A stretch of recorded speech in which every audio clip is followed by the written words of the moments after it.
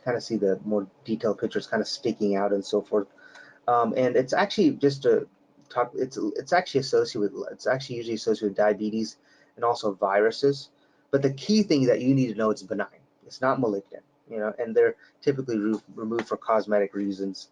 But you can kind of see, if you look at the skin layers over here, you can see it's kind of like a normal skin, except it's kind of growing outward like a little polyp over here. And if we kind of go through the skin layers, you can see that the first layer over here is your stratum corneum over here. You can see it, as I highlight this stratum corneum.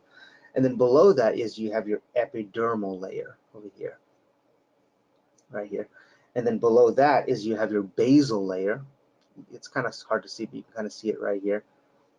And then below that, you can kind of see some blood vessels right here, blood vessels, I think this is probably more like a vein over here. This is more of a artery over here.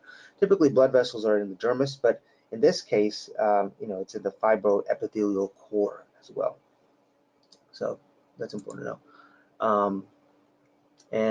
Yeah, I think that's all I have for today, and I thank you for everything. Does anyone have any questions? I hope this was very helpful to you, and kind of, I didn't want to go into too many details, but I just want you to understand what you need to do when you're in your first and second year of med school, and also just kind of get an idea of how the questions are going to be. I think you've chose the right program, and we're all there to support you as well. So if you have any questions, please let me know.